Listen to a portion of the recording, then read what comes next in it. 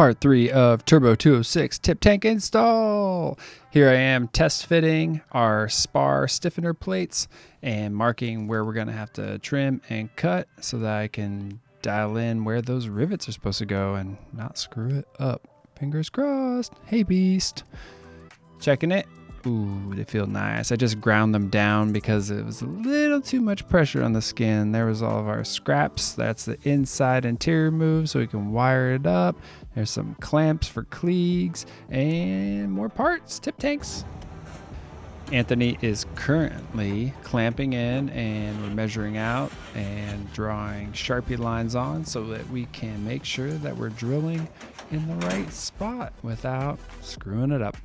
This is an amazing little rivet gauge, evenly spaces your holes. So we had 19 on the forward spar, 20 on the back. This is me punching so that the drill bit doesn't go slippy slide.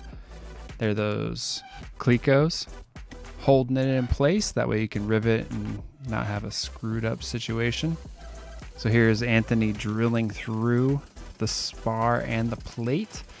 And then clecos will be installed to hold up the plate and help set the plate so it doesn't slip and your drill holes are all nice and neat and not falling all over the place. They're really cool. I love using them. Learned how to use them at Oshkosh this year. All done. Time to go get all the shavings out with the vacuum. Leave it cleaner than you found it.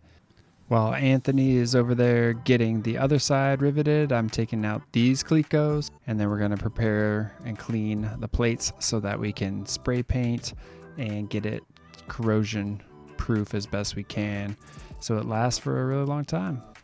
There's Anthony getting all of his final work cleaned up and set up for Monday's start. This is me using some brake cleaner to wash off the Sharpie and any grease or film that came from the factory so that it actually adheres, and then using Scotch-Brite to roughen it up so that the paint actually sticks.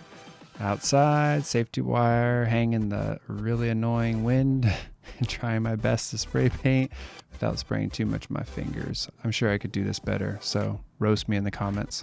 Thanks.